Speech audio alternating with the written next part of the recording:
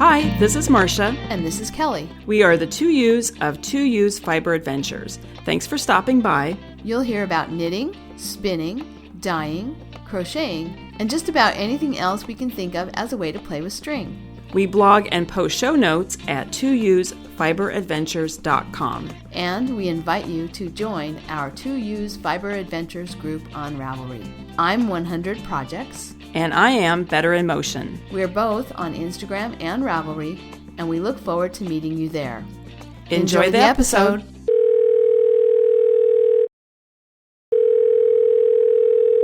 Hi, Kelly. Hey, Marsha. How are you? What have you been doing since you got home from Salinas? Well, kind of resting a little bit. I honestly was a little tired. We had so much fun at your house. Playing in the backyard, planting tomatoes and carting and blending bats and fondue parties and a little wine drinking and a Manhattan drinking, and then the retreat. Yes, so that was fun. It was really fun. We had a great time, and I got home and I'm just back on my garden project. That's part of the reason why I didn't stay. I usually leave if I drive, I usually leave like on Tuesday or something, but I left on Monday because I wanted to get back. I'll update on the garden project later on as part of my projects. So I've just been, finally went to the grocery store today. I had no food in my house. Because I think I got home on Monday. I think I walked in the door about 6:45, 7, something like that. By the time I landed, got my bag, got to light rail, got on light rail, got off light rail, got an Uber, got home, blah, blah, blah. Anyway. So, anyway, super fun time down there. Yeah, it was great. Yeah. The week before was fun. Anyway. And the retreat was fun, all of that. Yeah. Yeah, and I'm kind of inspired to start carding some bats now. I was actually, when I was at your house, I was also looking at fondue pots on Amazon. And then I thought to myself, just go out to the Goodwill. I bet I will find a fondue pot at the Goodwill. Don't you think? I wouldn't be surprised, yeah. Yeah, it was fun. Well, before we get into projects, how about you? What have you been doing? Well, woke up on, I guess it was Wednesday morning, and there's a downstairs bathroom right off the kitchen, which you know. But anyway, I went into the downstairs bathroom, and there's a door to our basement, our small basement from that bathroom, and I heard dripping water. Yeah, and I that's know never good. that is not something that's supposed to be happening in the basement. Yes. The water heater, the hot water heater is down there. And so I opened the door and I looked down and there was like a lake forming on the floor of the basement. Oh my gosh. Yeah, so I ran and got Robert and told him that there was water in the basement. There was some kind of leak. And so he got up and so we started. He looked around and, moved stuff that needed to be moved. Most of it has already been moved up from a previous situation where we had a hot water heater leak. This turned out to be a leak in the pipe above the hot water heater. So we had to turn off the water to the whole house. And then I got my workout by, he was pumping water into buckets and he has a hand pump that he uses for the fountain. And so he's pumping water into buckets and I'm carrying buckets, hauling buckets up the stairs and out to the yard to water the plants and back down for more. Anyway, by the time we got done and got it all dried out, I had carried multiple 5-gallon buckets, not full because I can't carry a full bucket of. Well, I probably could, but it's probably not safe to carry a full 5-gallon bucket up the stairs with my foot that's just newly out of the boot. So anyway, I carried buckets. I wrung out bath-sized towels, which is That is a lot of work. That is hard on your hands. My forearms hurt. My shoulder muscles hurt. My leg muscles hurt. Mm-hmm. I feel like I had a workout at the gym. Well, and I'm just going to I'm going to interject just to say there's really no easy way to carry a 5-gallon bucket either. You know, like you have to kind of hold it, and you kind of have to hold it away from your body so it doesn't bang against your leg and slop water everywhere. So it's not easy carrying those buckets. Yeah. So, but I was also, I have to say, I was also a little bit inspired, or I don't know, maybe inspired isn't exactly the right word, but I thought, I would like to be a little stronger and have it be a little easier to do work like that.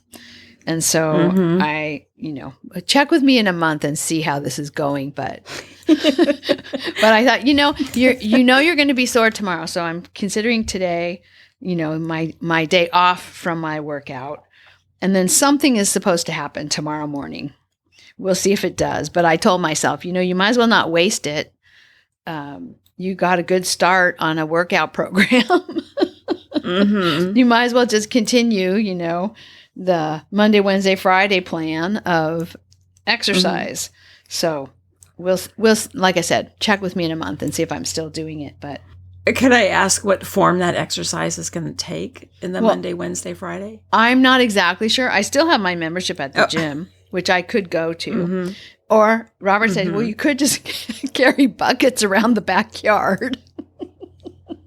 Well, you have also, I would say you could move buckets or wheelbarrows full of wood chips because when I was there, the arborist came and had to remove a tree that was leaning and rotting. And so you have a massive pile of wood chips in your front yard. So you could do that. Yeah, that's a good idea. For a while until you figure out the next. I could the routine. Load up buckets of wood chips and move them bucket by bucket, or I could use wheelbarrows So anyway, we'll see. Check with me. You don't even have to wait a month. Check with me at the next episode and see if this exercise plan of mine sticks or not. I'm going to interject and just say that I did go back so I got home Monday. And the class I like is Monday and Wednesday. So I did go Wednesday morning to my body pump class. Oh, good for you. Class. And because I realized, Kelly, we'll talk about this later, but July is not that far away. Exactly. And I have to get stronger because I'm going to be weaving for 2 weeks. Well, not 2 weeks solid, but I'm going to be weaving and I need to get strong if I'm going to be doing that for 5 or 6 hours a day. Yeah. In theory, anyway. Yeah, so, me too. Yes. And so I need to get serious. So I've had the universe has spoken. So that's what I've been doing. Head start. Yeah. Yeah. Yeah. So that's what I've been doing. But a couple of other things I wanted to say. One is that in this episode, show notes, we are going to have a survey. We want to get some more listener feedback and have some things to report on in our upcoming episodes. And so I listen to another podcast where they do a survey every time they record a podcast. They have done a survey, and one of the things they talk about in the show are the results of the survey. And so we're gonna try it. And so the theme of the survey is going to be around keeping track of where you are in the pattern. So that will be, so we want to know what are people doing to keep track of where they are in the pattern? How do they use their paper pattern or their knit companion or their, maybe they have a knitting notebook. Anyway, we're dying to know. So that will be in the survey. And there'll be a few other questions, but they'll be short, and you'll be able to get it right from your phone. It'll be right in the show notes on your phone, a link to the survey, and we'll just try it, see how it works. Yeah. So it's an experiment. So, and then the other thing thinking about listener feedback. So Val, she mentioned from a previous episode, the one where we talked about game of wool. She mentioned that we have been talking about the knitting through the back loop, and she said, I don't know if you know this or if you're aware, but you're probably not aware, but it sounded a little bit condescending.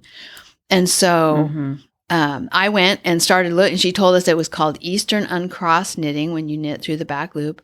So, of course, what did I do? I went onto Ravelry and I looked on the Ravelry groups and I did a search for Eastern Uncrossed Knitting, and I found a group of people who do this Eastern Uncrossed Knitting. And there were a couple of different threads that were like informational, what is it? How does it work? All that. Anyway, what I found out, Marsha, is that, so there's a style of knitting called Eastern Uncrossed, and it originated, according to what I read, it originated in Eastern Europe. Some people say it originated in Turkey, but I'm not sure that is that specific. It's really that specific.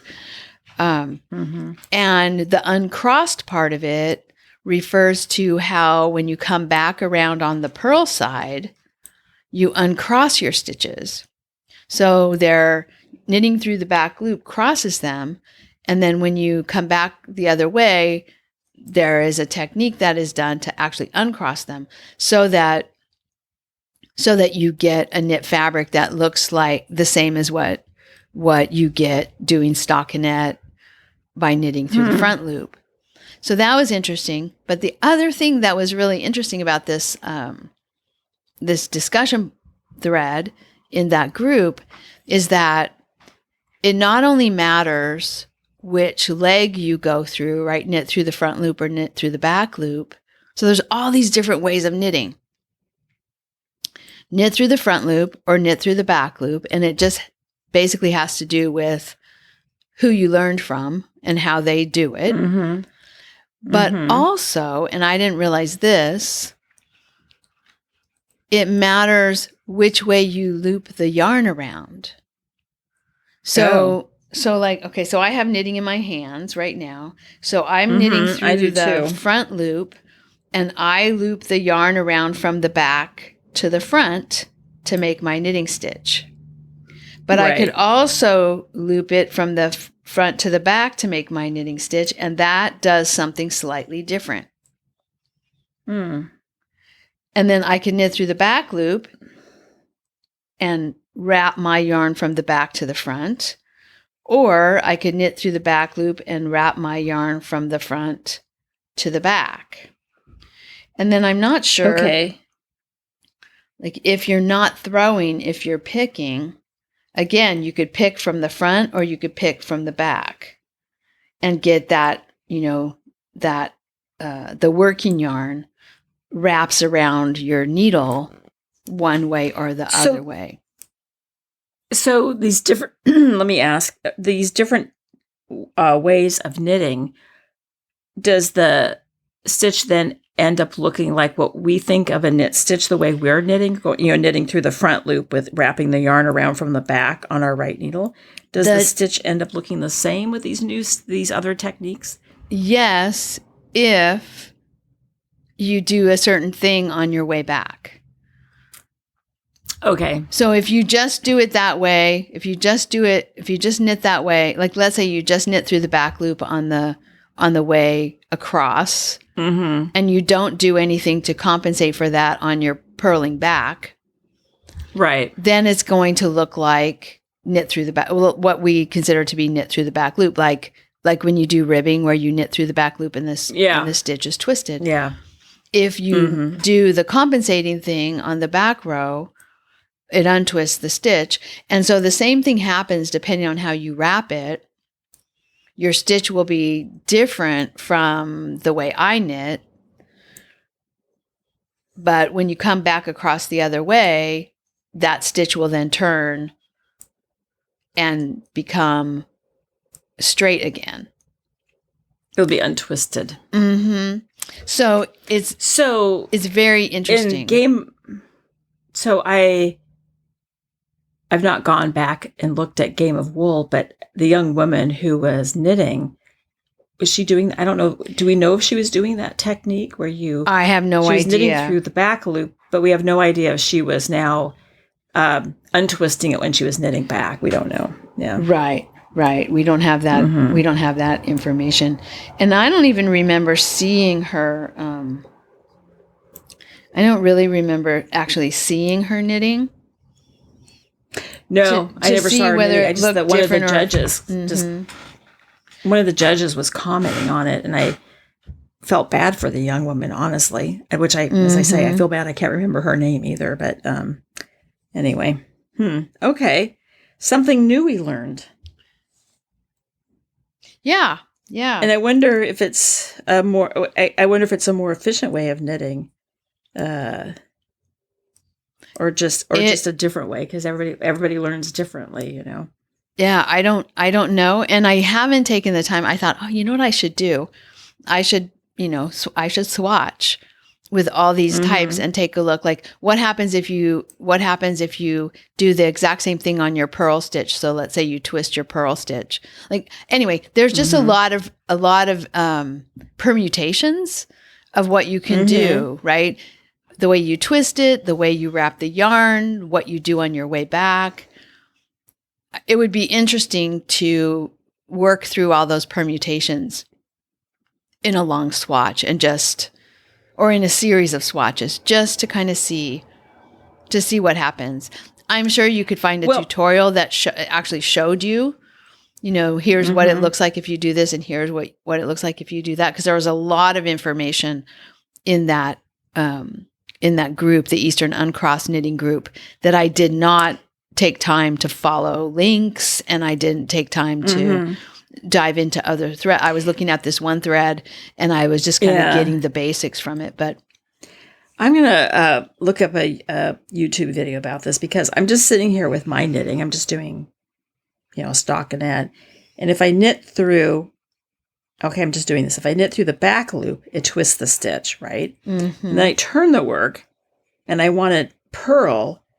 I'm not actually, it's a new stitch on top. I mean, do you know what I'm saying? I'm not, on the knit side, the stitch that I knit through the back loop, that's not actually the stitch on the purl side that I'm twisting. Right. Or untwisting, because it's the stitch above it. So I need to watch a YouTube video to see how this works, because now I'm really curious. Yeah, no, it's super interesting. Because it's not this... Yeah. Okay. I'm motivated now to go. Thank you, Val, for the push down the rabbit hole of Eastern Uncrossed Knitting. I'm now super curious, and I also wonder if when I start to do the knitting belt and the Shetland, investigating what's in that group, the Shetland knitters. The Shetland Knitters group, I can't remember what the initials are for that, but anyway, I was going to go look at their resources. I'm wondering what style of knitting is used there. The traditional, is it knit through the front loop, knit through the back loop? Maybe it's not either, because it's a strand in one hand and a strand in the other. I don't know, but anyway, really interesting that there's more than even just Eastern Uncrossed Knitting. There's knitting where you wrap one way and knitting where you wrap the other way. And apparently they all have histories, and they all have proponents. And I have to say, there was a little bit of controversy that I ran across in the group, the Eastern Uncrossed Knitting group. Yes, there was controversy. There's always controversy. So I'm making a note to myself and see if I can find I don't know if I can put a YouTube video in the show notes. You could link to it. Anyway. Yeah, you could link to it. Yeah, that's what I'll see if I can do that. Okay. All right. Yeah, so anyway, that's my updates for what's been happening since you left. Okay. Some good stuff. Eastern Uncrossed Knitting you learned about that. Not so good stuff. Water in the basement, but right. But it's all fixed now. The plumber came, the furnace guy came, because there were some corroded wires in the furnace that had gotten wet. And I guess Robert's going to have him raise the furnace up 4 inches, and he's got an alarm system that we can put down there to alert us to the fact that there's moisture that might be getting into the with the potential to get into the furnace, and that will turn the furnace off if the furnace happens to be on. So all kinds of good actually came out of that too. So. Okay. All right. Should we talk projects? Yeah, let's do that. Okay. I am knitting on a project. Do you remember, Kelly, in the last episode, I said I had bought yarn, cotton yarn to cast on a t-shirt. And I also had the yarn that I bought in Mexico. And remember I said I could just cast on both. So guess what? You know this because I was down there, but I cast on both. Yay! So in no particular order, I cast on a pattern called Trillium Lake by Kay Hopkins. And I'm using the Queensland collection Coastal Cotton Fine in the colorway. Oh, I didn't put that in there. I think it's Chili. I don't have my glasses on. Chili. And we were laughing because it's pretty much the exact same color of the sweater that you're knitting. Which we'll talk about in a second. But and the sweater that you were wearing. Oh, yes. And then I was wearing a sweater, and it almost looks like I could wear this. That's a wool sweater, but I could almost wear them as like a twin set because they're so similar in color. Different fiber, but so similar in color. Anyway, I did a lot of knitting when I was at your house and then at the retreat. So I am almost about ready to split at the arms to put the sleeves on waist yarn. Nice. Almost to that point. A few more rows. And then the other one I cast on is the Wabi Sabi Tea. And there's no author on this, no designer. So I just put Katya because it's on the Katya website. And this is the yarn that I bought when I went to Oaxaca. It's from, it's Concept by Katya Wabi Sabi. I don't know what it's called. Anyway, it's kind of cool because it's kind of a slubby yarn. It has a lot of texture to it, but it also has a color changes. So it's making kind of large stripes. Would you say? How would you describe it, Kelly? Yeah, it's a pretty long repeat. I would say like about an inch and a half, maybe. Yeah, of color. Yeah, but kind of subtle changes. It's sort of it's not like a hard change from color to color. It's sort of a subtle change. But anyway, I like it a lot. I'm in the same place on that one. I need to measure it and put it on like that. Try it on tubing to check.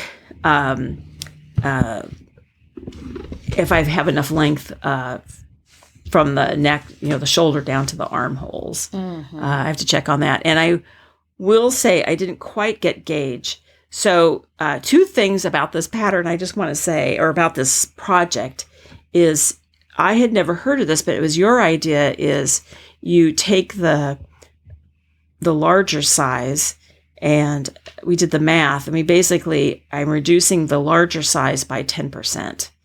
So all of my stitch counts for in the circumference, I'm reducing by 10%. And it's kind of amazing how it's working out, the counts.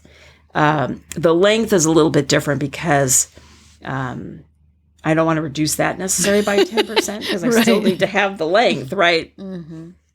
So very interesting. I had never heard of that. And you've been doing this for quite a while. And I always, anyway, I thought that was a really interesting idea to do it that way. And then the other thing is the pattern is in Spanish. Remember, we had this conversation in the last episode, I think. And I asked AI to translate it, which was not very good translation. And then you said, oh no, what you're supposed to do is put it in Google Translate. And so I just uploaded the PDF of the pattern to Google Translate. Pretty remarkable how it translated it. And when we were together, some of the things don't translate, the abbreviations don't translate very well. Mm-hmm. But you were able to figure some of it out. And then we also looked up some of the knitting abbreviations in Spanish, and we were able to figure it out. Also, it's just a basic raglan sleeve top-down t-shirt. So the concept of knitting it is not new to me. Mm-hmm. So I can kind of figure some of it out. So anyway, very cool. I didn't know I could do that. And it was, I mean, we're so anti-technology, like, okay, this is a great way that technology works. Yeah. It's pretty impressive. I thought so too. And when it first came out, when you first did the translation and it had all the abbreviations in it, the Spanish version of the abbreviations, I thought, oh no, because if it was the full words, I would be able to help you figure out what it said. But with just abbreviations, I don't know what word it is, but yeah, I forget. The yarn over was the one. It was H. The abbreviation was H. And I can't remember now what the word is, but once we put in the abbreviation in Spanish, we got out the information that, oh, that's a yarn over. And what the word was too. Yes. I can't remember what the word was. And there was something else. It kept coming up as sale, S-A-L-E. And that could translate, I don't know if that was like the end of the row or the beginning of the row or something. Now I don't remember. Do you remember there was some word? It's one of those words that, yes. What is it called? A homonym? No. A synonym. Where two words mean the same thing. Or one word means two different things. Anyway, the word in Spanish means two different things. And so when it translated it to be sail, but it's supposed to be something round. I think it might have been round. I can't remember either, but anyways, very interesting and fun to do. Yeah. And it was helpful that I knew some Spanish, but I think you could do it with, I have a pattern in Danish for a vest and that I did this with. And then I was a little bit nervous about, I read through the pattern. I thought I knew what I was doing, what I would do from that, but I was a little bit nervous about it. But I think now I could confidently figure it out. I think I could get the pattern to a state where I could actually understand what I was supposed to do in these. So yeah, that was pretty fun. Mm-hmm. Yeah. To see you working a pattern in Spanish. Yeah. Amazing technology. I had no idea I could do it. So great tip. So, and then the other thing I'm working on, I worked on the plane actually, where I'm just knitting some socks. I think I started those before I went to California, but I'm just using Madeline Tosh sock in the colorway Plum Tree. And I'm about ready. I was last night at a knitting meetup and I'm about to start the heel flap, but I decided I wasn't going to, so I'm getting there. And then, nothing else to report. Nothing's moved. There's been no change in my Oaxaca journey bag. That's been months. I don't know if I'm ever going to finish it or not. Am I spinning? I haven't done any spinning. I've done no work on the silver bags. I know, and there's a lot of, I had somebody commented they really wanted to know what's going on because they want to make silver bags too. So I am going to do those. But I've not worked on it since I got back because but anyway, my other thing I'm working on now, another sewing project, which I think is going to take priority over the silver bags is, and I know this is a knitting podcast, not a sewing podcast, but oh well, it's my life. But, since I'm getting a new garden, I have some metal chairs. There are that are I think they belong to my parents. I think my father had just spray painted them green, and they're very worn. The paint is really thin, and you can see the old paint underneath it. So since I have to have my fence is out being powder coated, when the gardener goes to pick up the panels, he's going to drop off my 4 chairs and have them powder coated green. And nice. I decided they've never had, the pads that were on there were thrown away years ago. So I decided to make pads for them. So I went down in Seattle. I've talked about Pacific Fabric before. Went down there and I got 4. I have 4 chairs. So I got 4 foam rubber pads. And I bought all of the indoor-outdoor fabric. So I'm going to make the cushions, but then I also got a contrasting color in the cording to make piping. And then I also got a different fabric that coordinates with it all. And also, I should say, I was trying to find something that would sort of coordinate with the pads that I have already on the other patio furniture. I think I found something good. It's nice. I think it coordinates with it pretty well.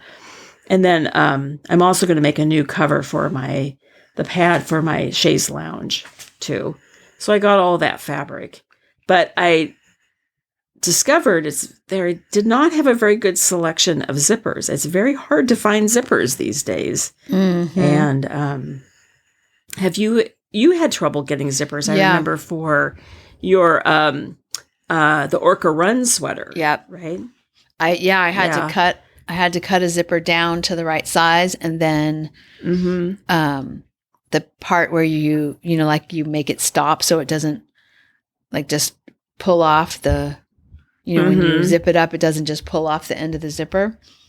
Yeah. It failed. I thought I had done a good enough job of, I don't remember how I did it, but anyway, putting it so it couldn't do that.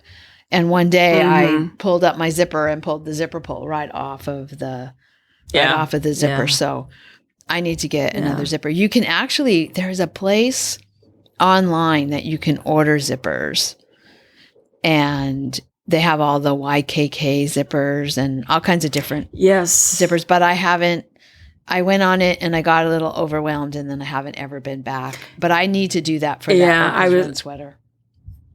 This morning I was looking at zippers, and I there's a lot of websites with zippers. I got a little overwhelmed, and so I decided I'm going to put in the invisible zipper, but my machine doesn't have the right foot. So I went out to Quality Sewing here in Seattle. It's kind of a good source now that Joann's is gone. They have thread and they have some zippers, not a huge stock, but they had 2 of the zippers, the color I wanted and the length I needed. And they had the other 2 at another source, so they're being sent in. And they didn't have the foot I need to put in the invisible. So that's arriving tomorrow. So I'm going to go back out and pick that up. Nice. I've got 2 zippers to get started. But I'm just going to say this. Shout out to Quality Sewing. And shout out to Pacific Fabrics. Like Eugene Textiles, when you go in there and you actually have a real person that you can talk to, that actually knows how all of these things work and can make a recommendation. And remember I said about Eugene Textiles is they not only do they answer your questions, but they answer questions you didn't know you needed to ask. Yes. It's the same thing with Pacific Fabric. They did a fantastic job getting the foam for me, helping me figure out how much the yardage I needed. I had figured out some of it, but they really helped me a lot and spent quite a bit of time with me. And I really appreciate that. And the same thing with Quality Sewing out at Northgate. They were really nice. So it's shout out to your local retailer.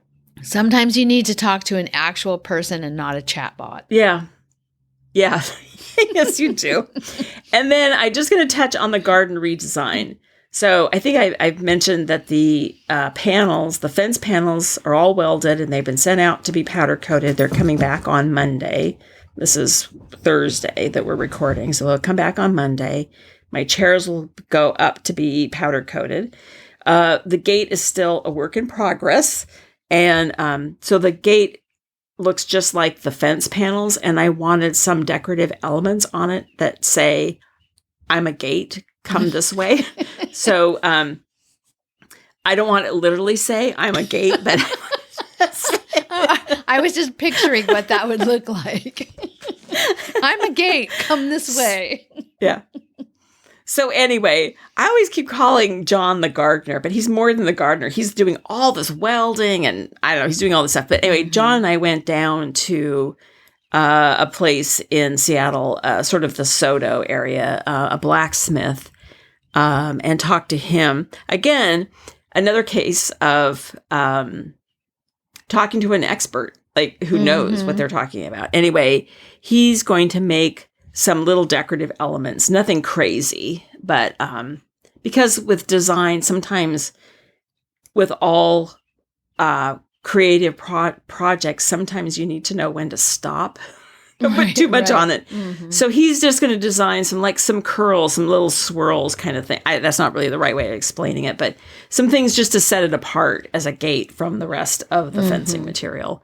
So and then we went to lunch, and at lunch, he just showed me on his computer all the plants that we've talked about the plants, and so now he's got kind of a list of plants and where all the plants are going to go in the garden. And then I think maybe in about 2 weeks or so, we're going to go over to, I believe, Bainbridge Island. There's 2 nurseries over there. We're going to go over there and start fun purchasing the plants. The fun stuff. So I know I'm very excited about it. I'll be really excited to get the fence up too. So the real fence, I still have my cyclone fence out there that's all kind of bent and looks terrible. Anyway, that's it for me for projects. Okay. Yeah. All right. Well, that's a lot. You've got a lot going on. I do. How about you, Kelly? You've got a lot going on too, don't you? Well, not so much in projects, but I am working currently on a new project, D-Stash hat. That's what I have in my hands right now. And it's spirit yarn from the D-Stash room, and it's mohair. It's got a lot of mohair in it. I think it's probably a mohair wool blend because it's not as dense as if it was totally mohair, but it's shedding and getting in my nose and all the things that mohair does. Yeah. But it's really pretty. So it's somebody's hand spun. If you recognize the description, I'd love to know whose hand spun it is. One is blue and the other one is purple. And they're, they're kind of variegated or tonal. Both the purple and the blue are quite tonal. So got a lot of color going on in this hat. And I'm in the crown decreases. So I will probably finish this during the show, because I'm now to the point where I'm decreasing. I'm doing knit 2 and then decrease, knit 2 and then decrease all the way around. So I've almost got all the stitches accounted for, and I'll be done. So this was my second hat, charity hat that I did with NoCKRs yarn and needles. The D-Stash room yarn and needles. So the other one I made, I actually started and finished during the retreat, I think. Or maybe I finished it on the way home from the retreat.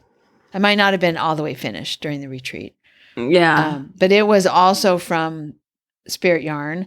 And it was like a slate gray and then a multicolor pink and green and purple and yellow. And then I had another one that was a singles that was mostly dark blue, but had some speckles of yellow or gold in it. And so that hat I finished. I haven't washed it yet. Once I get this one finished, I'll wash them both and take them both to school. So those are 2 projects that got started and will be finished since the last time we recorded. And for the projects that are still ongoing that people know about already, the Sea Toller socks, I did get a little bit more done. I'm at this point finished with the gusset and working on the foot of that first sock. Not close to being finished with the foot. I didn't work on it all that much. I think I worked on it maybe for about an hour during the retreat, and then that's the extent. They've been put away since then. And then the other project that I haven't touched is the German Shepherd hat. I still need to just, get the paws drawn out, or dog bones, or whatever I'm going to put around the top. I just have to get that charted out so I know what I'm doing. So that one hasn't changed at all. And then, of course, you already heard how Marsha and I carded more of my brown merino fleece and added silk, and it's super pretty. And it's a little different blend of silk and wool. It's different silk than the one that I had done before that I'm spinning. So I'll have two different colorways of this brown merino and silk when I get done spinning both of these boxes of fiber. And then I carded a whole bunch of the same fleece, about maybe 6 or 7 bats, I think, while I was at the retreat. And then a couple of people made their own bats, and they just went to people who were interested in having them. So that was quite fun. The whole box of picked fiber got used, which is great. I'm very happy to whenever I finish a box of something, I always feel accomplished. So that was pretty cool. Yeah. So, and then the other thing that I thought I was going to get a lot done on at the retreat, it was the project that I specifically started so I would have I know where you're going with this one, Kelly. So I would have mindless yards of stockinette. I started another boxy. So I decided I already have the pattern for the lace and fade boxy, and I was walking home from work one day when I was wearing it, and I thought, I really like the silhouette of this sweater. It's easy to wear. I like the way it looks. I'm going to make another one. And I had been swatching for what to do with the Shibui Pebble, the yarn, and it's the same orange as Marsha's sweater, actually. That sort of Flanders poppy color, red-orange. And I'd been thinking I was going to make is it the Whippet? I think it's the Whippet sweater, or the long Whippet. I was going to make a cardigan. And as I was walking home that day wearing my boxy, I thought, I really like this pattern. And the gauge is about the same. It will work with the gauge that I got. And I think I'm going to do that instead. So I came home and I started it. And my plan was to get it ready for just the yards and yards of stockinette. And I got the back and one front done. And then when I was at the retreat, right before we left for the retreat and a little bit during the retreat, I was working on the second neck, or the second front. And I got done with the second front, and I went to join them so that I could just go there's a left front and a right front, and then they meet in the neckline, and you then can just do the front. Well, I went to join them where they were supposed to meet at the neck, and I realized that I had put the left front on the right and the right front on the left, which is not going to work because the neck hole will not be in the middle of your sweater. So right then I ripped out the one that I had just finished, and then I ripped the other one back to the picked up stitches. And then I thought, maybe I'll work on this. And then once we were at the retreat a little while, I realized, no, this is not the time to work on this. It wasn't the retreat that caused the mistake. I had started it wrong at home because I had done one of the fronts, was totally done. Yeah. So I don't know what I was thinking or not thinking. I don't know what was going on that made me make that mistake. But yeah, if you could make a mistake that makes your sweater unwearable, that would be one of them. No, no way you can make a neck hole if your left front is on the right and your right front is on the left. Yeah, So, yeah. So I haven't picked that one up since I put it away at the retreat. But once this hat is finished, and I think the next thing I'll do is chart out the other hat and get that hat finished. So once my 3 hats are finished, then I'll pick that sweater back up. As I'm looking forward to having it. The yarn is beautiful, and I have a lot of it. And so I wanted to make something that would use up most of it. And I found a lot of sweaters when I did my search on Ravelry with my gauge. I found a lot of sweaters that I liked, but they didn't use up enough yarn. And I don't know. I mean, I guess it doesn't matter. I could have made a different sweater with less yarn and then just destashed the rest of it. But it just seemed like if I had that much yarn, I should make something that took that much yarn. So a boxy is what I'm planning. And what I've started. I'm just looking at your projects. What's the yardage? Oh, you have I have almost 1,800. Mm-hmm. Yeah. Almost 1,800 yards, which for me is more than enough for just the average pullover or cardigan. So I think that's it on my projects. I should mention one more thing to mention. That was so quick. The Swint bath yarn or fiber. Oh yes. I experienced the Swint bath fiber. So shockingly bad smelling. I think I mentioned when the day I put it, I think I mentioned during the episode that was close to the time when I had put some of my Jazzman fleece into a bucket of water and left it out there. And then, I didn't get to it. And my plan was actually not to do a Swint bath. My plan was just to do a couple of cold water soaks before I moved on to washing. But a week turned into 5. And so there it was sitting in the bucket doing its Swint bath fermentation thing. Yeah, so I dumped it out and spread it all out and made Marsha smell it. Several times you made me smell it. And I don't know that you're actually convinced that the smell will be gone when it's dry. Well, no, I am. Because it. So again, I cannot emphasize enough how bad it smells. Your words. I think the thing she said to me was, if I had done this to a fleece, I would think it was ruined and throw it away. Yes, I would absolutely think it was ruined. But so then you spread it out on the drying rack to dry, and it was when I smelled it again, it was not completely dry. But as you said, the what is it? The organism, the bacteria, whatever it is that's doing the work of the fermentation process. Once it's exposed, it's out of the water, it's exposed to the sun. It kills it, right? And then it or the air, and there's no odor. And I was super surprised that when it was drying, the sections that were dry had no odor. They really, it's really kind of like Google Translate.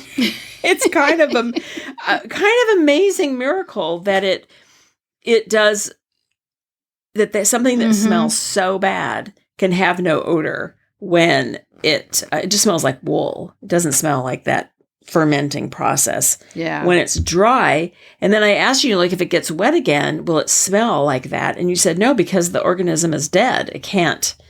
It won't smell like that horrible fermenting smell when you wash it again.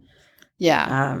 No, and I am very gonna, impressive. I am going to have to wash it because there's still quite a bit. I mean, it's clean, but it still has lanolin. It's still a little sticky. So I'm going to go ahead, and my main purpose is that it does save me some washings to soak it in the cold water first and do the Swint bath. It's then easier to finish up in my washing machine. And I will not go on another rant about newfangled washing machines because you've all heard it already. Yes, I know. But anyway, so that fleece is out of the bucket. And then I put more of the Jazzman fleece into, I dumped the bucket out, but I didn't use the same swim bath. I just used new water, and I now have one soaking out in the backyard, another batch of Jazzman fleece soaking out in the backyard. So I'm getting ready for the summer spin-in, Marsha. I better get ready because I have a project on my wheel right now to spin. I also have I didn't talk about these, but I also have the one that I kind of overplied, that Sheridan Flats has a lot of the Wensleydale in it that I overplied. I'm going to have to get it off my 3 bobbins because I need those bobbins. So I'm going to have to take care of that sooner than later. And are you going to run it back through and unply it a little bit? Well, the one skein that I made, I'm going to run that through and see if I can unply it a little bit and get rid of the kings. But I have 3 bobbins with singles on it because after I did the first one, the first skein, I stopped. So now I have to do something with the last of that fiber. It's just, yeah. Yeah, and you can probably just ply it more loosely and it will be okay. Yeah. I don't know what I'm going to do with it. I don't know what I'm going to do with it. I'm not going to worry about it. I'll find some use, or it'll just be a learning experience, But I really would like to card some bats. That was super fun what we did, and I have a lot of fiber that I've picked up at the de-stash room, silk and mohair locks, and all kinds of things that I could all the mix-ins. Put into bats, all the mix-ins. Yeah. So anyway, okay. Is that it for projects? Yep. All right. Well, we have to mention that our color work knit along is going on. That ends June 1st. And Kelly, we talked about this when we were together, but I don't think I mentioned this in the last episode, that I actually pulled out that sweater that I was making for my brother. Oh. Yeah. And I have the body pretty much done up to the arms, where you attach, because it's a bottom up sweater. I've done the whole body up to the armholes, and I've knit one sleeve, and I'm halfway done with the other sleeve. So that's quite a bit further than what you thought, right? Yes. I have no idea why I stopped. One of those great mysteries. So I may, my brother is coming. He's going to be here about 3 weeks. And one of those weeks we're going down to the ocean, or back to the coast. So I was thinking I might bring it and see if I can make some progress on it so he could take it with him back down to the 114-degree weather in the desert. I can't let it go. I always have to give him a hard time about that. Anyway, so that's the color work knit along is underway. It ends June 1st. Okay. So, well, yeah, it sounds like you might have a big project. Are you going to try and finish your shepherd hat for the? Yeah, I'll definitely finish the shepherd hat. And then I had wanted to do that hat with the knitting belt. And I did get get my knitting belt. It did arrive, and I have yet to be able to play with it. So I'm kind of excited, but I realize I don't really have the right yarn. Of all the yarn I have, you can't imagine that I don't have yarn to make a Fair Isle hat. But I don't have the variety of colors for that. And I don't want to wait and, certainly the Jazzman fleece will be fun to spin and dye and, over dye the gray parts and dye the white and have colors that are really nice and coordinating. But I don't want to wait that long to do my first project with the knitting belt. So I might just hop online and get myself some, or maybe I'll go out to Monarch and get myself some yarn to do a Fair Isle. To do a Fair Isle hat, because I think that would be really fun. And I could do that before the end. I mean, June 1st it's close. I keep thinking about, I only have 3 more weeks of school after this week is over. Oh, wow. Like, that's astonishing to me. But it's true. And so I think, I should be able to get both of those things done within the time span if I work at it. So that's my plan. And then Marsha and I made our plane travel plans. We made all of our ticket purchases, and we've got the rest of our trip. Pretty much the rest of our trip, I think, is organized. Our trip to Vermont for the Newbury School of Weaving, which is exciting. Yeah, we got our flight and our Airbnb. And, we got our car rental. And I started making a list of things for us to do while we're back there. Well, I only have 2 things on the list, but but I think I need to add on there Harrisville.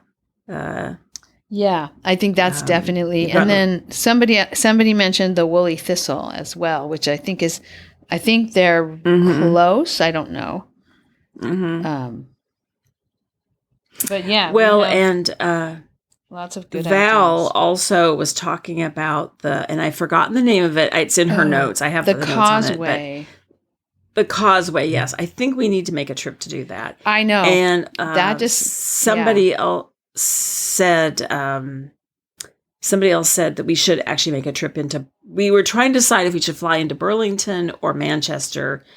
Burlington, Vermont, Manchester, New Hampshire. We decided to fly into Manchester, New Hampshire, but somebody said we really should go see Burlington, Vermont, because it's actually a very cute town. So we'll make a trip. Maybe we'll make a trip there. Yeah. So, and then you're going to the Conference of Northern California Handweavers. Yeah, and that is before school even ends. That's only, I think, 2 weeks away. I'm taking a class on tablet weaving. I borrowed an inkle loom from Hetty, and the class is making a continuous. I think it's a continuous warp. So you do a continuous warp on the inkle loom. So I'll be learning a technique for warping for tablet weaving or card weaving, and there's also a sort of lecture only portion of it, like a 3-hour class where it's just pencil and paper, where I'll learn how the designs work, how the drafting works, how to figure out what it's going to look like. And so I'm excited. I'm very excited about this class. I think it'll be really fun. And the Sillamar is beautiful. So I'm really looking forward to that, because that's where the conference is.